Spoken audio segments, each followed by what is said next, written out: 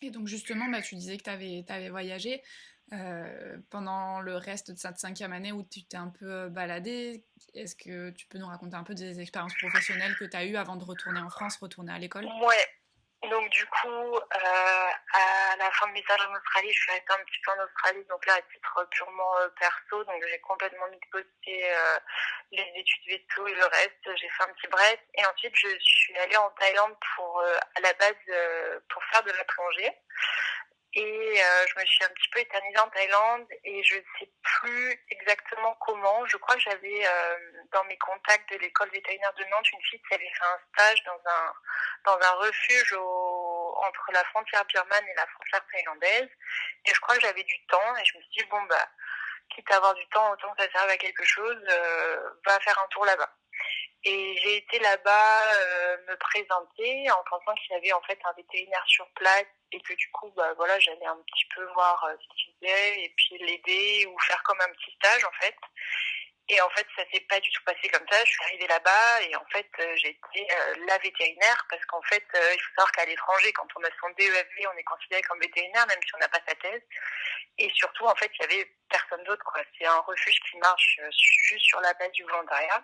Et du coup, de temps en temps, il y a des vétérinaires étrangers qui passent pour filer un coup de main. Alors, les locaux étaient pas trop mal, hein. C'était une Anglaise qui tenait ça, une volontaire anglaise qui avait du matos, qui avait ça, mais en fait, elle avait juste pas de vétérinaire. Et donc, moi, je suis arrivée du haut de la moitié de ma cinquième année, je crois que c'était en février, février, je crois, où j'avais pas fait de canine depuis un an et demi, un an.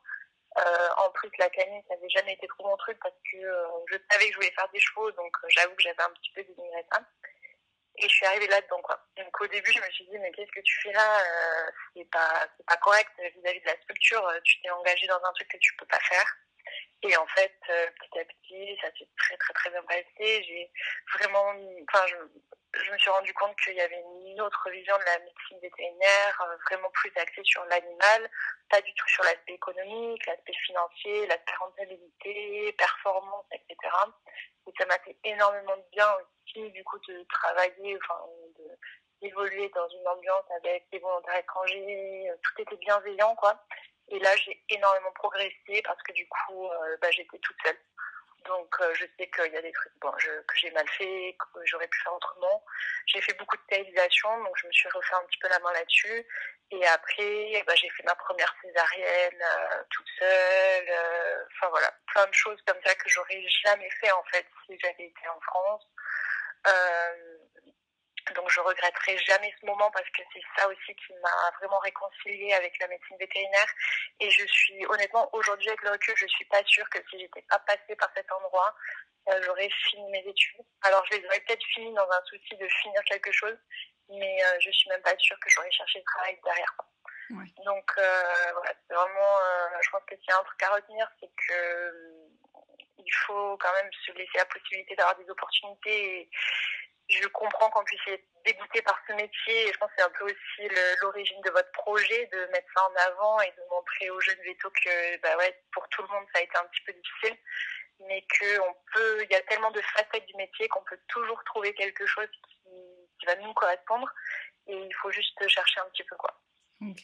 Donc voilà, pour moi ça a vraiment été une révélation d'aller là-bas et même encore aujourd'hui souvent j'y pense et même maintenant en travaillant et tout j'y pense et je me dis que voilà, ça m'a vraiment servi. D'accord. Bon, bah, du coup, ça répond un peu à ma question suivante Aux qui questions était. d'après. Non, mais c'était qu'est-ce que. Enfin, est-ce que tu conseillerais cette année à l'étranger à d'autres étudiants et pourquoi? Bah voilà, je pense que tu as un peu répondu. Oui, je pense Par... que c'est une façon de mûrir énormément. Alors moi, j'ai eu beaucoup de chance, entre guillemets, parce que malgré mes soucis un petit peu de lien humain avec l'environnement de Nantes, les professeurs, etc., je sais plus trop comment j'ai réussi à décrocher cette année à l'étranger, qui normalement n'était pas du tout le cursus normal. On devait faire, je crois, deux sessions de 6 semaines à l'école et ensuite on avait je sais plus combien, 5 ou 10 semaines de stage obligatoires à faire dans des cliniques en France ou à l'étranger. Et en fait, moi, j'ai réussi à squeezer une des deux rotations de 5 semaines et de partir sur 6 mois ou 8 mois, je sais plus. Et j'ai simplement fait mes 5 semaines de rotation en rentrant en mai, en fait. Et donc, c'est pas le cursus habituel, mais je pense que pour répondre un petit peu à ta question, il faut aussi de temps en temps sortir des clous moi, c'est un projet que j'avais présenté à mes professeurs et qui a été accepté. Et en fait, chaque projet est individuel. Et même si aujourd'hui, ça n'a rien à voir avec ce que je fais, cette année à l'étranger, elle m'a vraiment permis de mûrir énormément aussi d'un point de vue personnel. Et je pense que ça me sert toujours aujourd'hui dans mon métier actuellement. Et ça m'a servi de suite après l'école par rapport au travail que j'ai fait ou que j'ai pu faire. Et donc, pour moi, partir, ça peut être que bénéfique. Après, ça, c'est un avis personnel. Je pense que les gens qui restent toujours au même endroit, toute leur vie à l'école, qui font un internat à l'école, qui font une résidence à l'école, ils ont vraiment pas un défaut de maturité, mais un défaut d'ouverture et ouais, un petit défaut de maturité quand même sur à la fois personnel et professionnel. Donc je pense que quand il y a une opportunité, et franchement ça a été difficile, hein, il y a plein de fois où je me suis demandé un petit peu ce que je faisais à l'autre bout du monde, et tous les gens qui voyagent, pas forcément pour leur vie professionnelle, doivent le ressentir un petit peu. Mais avec le recul, pour moi, ouais, effectivement, c'est que du plus, quoi. Ok. Bah justement, après cette EA5, donc tu as validé ta A5, qu'est-ce que tu es parti faire comme premier job et qu'est-ce qui t'a fait choisir ça? Alors, donc, du coup, après cette expérience en Thaïlande, je me suis dit, bon, c'est quand même dommage, tu sais faire des choses et en plus, t'aimes ça, donc il faut que tu persévères là-dedans. Mais par contre, j'avais vraiment envie de continuer à associer un petit peu un point de vue, je vais pas dire humanitaire, c'est pas l'humanitaire, mais un point de vue un peu utile à ce que je faisais. Mais je me suis dit, bon, à ce stade-là, ok, ça a marché pendant 2 mois en Thaïlande, tu t'es débrouillé, mais clairement, il te manque plein de connaissances, il y a plein de trucs que t'as pas pu faire, il y a plein de trucs de pratique que t'as pas pu faire, il faut absolument que tu te formes d'abord, et ensuite tu pourras revenir. Donc moi, ma première idée, c'était juste trouver un travail et retourner en Thaïlande une fois que j'étais autonome pour retourner là-bas, en fait. Et donc je suis rentrée, j'ai passé ma thèse, enfin j'ai eu mon diplôme, etc. Et là, j'étais en contact avec Marie, donc, qui préside ce podcast. Et donc, il y avait un poste d'urgentiste à Béziers. Je me suis dit, bon, les urgences, c'est pas mal parce que j'avais pas du tout envie de tomber dans cette routine, de faire des vaccins, etc. Moi, c'était un peu tout ce que j'avais fui de la médecine vétérinaire, la médecine de jour, un petit peu telle qu'on la connaît dans les petits cabinets, etc. Je me suis dit, bon, les urgences, ça peut être bien, c'est formateur, et puis je vais apprendre des choses rapidement, et moi, ça correspondait aussi à ma personnalité. Je suis quand même quelqu'un qui a envie que ça bouge, etc. Donc, je me suis dit, je vais pas m'ennuyer. Donc, effectivement, j'ai fait, je sais plus trop, 4 mois, je crois, aux urgences à Béziers. Donc, le facteur limitant, entre guillemets, c'est que j'étais toute seule. Donc, au début, il y a une énorme marge de progression à travailler tout seul parce qu'il faut vraiment apprendre à se démerder. Et à chaque cas qu'on a, on retourne voir un petit peu potasser. Mais il y a un gros facteur limitant qui est qu'il y aura toujours des choses qu'on apprendra uniquement grâce à l'expérience de nos confrères et nos consoeurs qui ont un vécu professionnel. Et donc, en fait, quand on est tout seul, et au bout d'un moment, en fait, on progresse plus du tout, voire même on régresse en fait, parce qu'on se persuade de choses qui sont un petit peu fausses ou on a du mal à évoluer. Donc là, je me suis dit non, c'est pas possible de continuer comme ça, de travailler tout seul. Il faut que je trouve un autre boulot. Et donc, j'ai continué à chercher un petit peu un travail dans les urgences et j'ai décroché un poste, du coup, là où je travaille actuellement, aux urgences de Toulouse, où là, par contre, c'est une structure où on est 12 vétérinaires, donc rien à voir, on fait toutes les urgences de Toulouse, et où surtout, il n'y avait que des vétérinaires très, très expérimentés. Donc ça, c'était plus ce que je recherchais, et je pense que de toute façon, en sortie d'école, il faut pas... Enfin, c'est très individuel, encore une fois, je pense qu'il n'y a pas de parcours tout tracé, mais je pense que vraiment l'expérience de nos confrères et nos consoeurs, elle est indispensable. Et il y a des choses qu'on apprend sur le terrain, qu'on n'apprendra jamais dans les livres, jamais nulle part, quoi.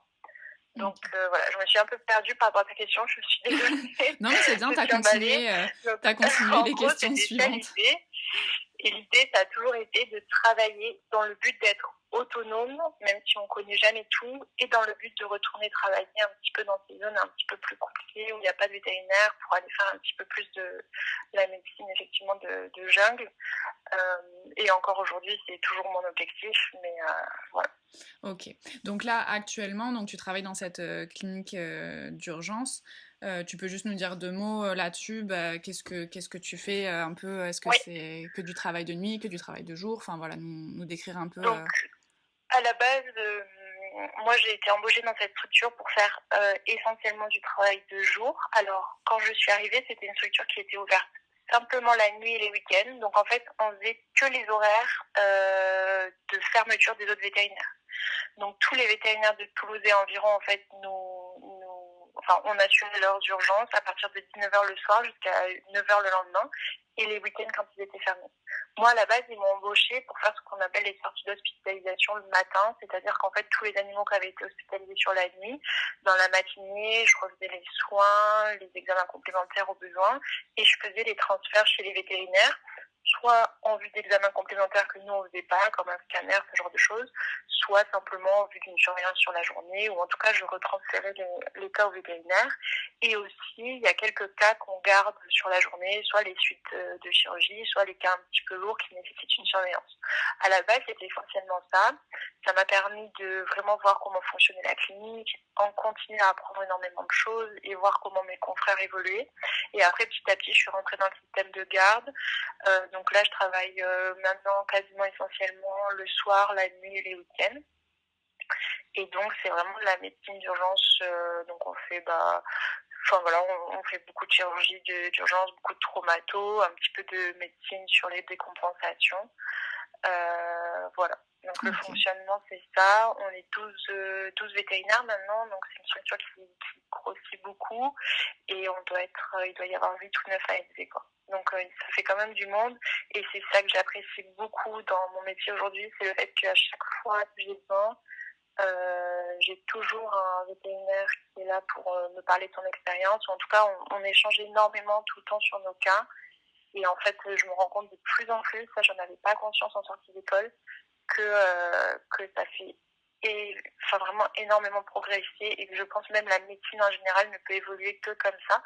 Ça veut pas dire je demande quelque chose et on me donne une réponse. Ça veut dire je vais parler d'un cas, je vais parler de quelque chose et il y a peut-être quelqu'un qui aura déjà vu quelque chose de similaire ou qui aura lu dans un article quelque chose qui va m'aider, etc.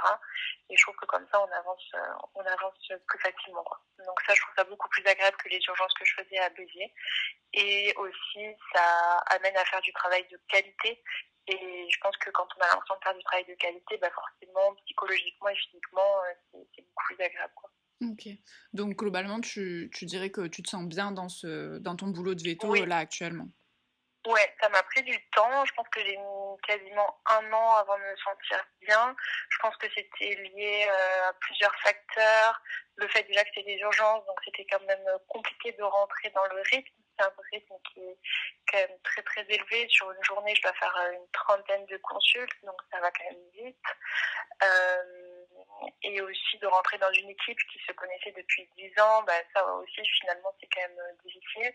Et surtout, je pense que le plus dur, c'est ce que ressent tous les vétérinaires qui sortent d'école, cette sensation d'être là, mais de pas forcément faire du bon travail parce qu'il y a plein de choses qu'on ne sait pas faire, de se tromper, d'être complètement perdu vis-à-vis d'un cas, de rien comprendre.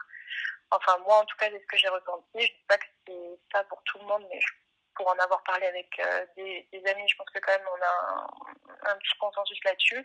Et ça, il m'a fallu quand même, je pense, une bonne année pour me sentir bien. Mais effectivement, aujourd'hui, par contre, je suis complètement épanouie dans ce que je fais. Et effectivement, je sais que du positif, quoi.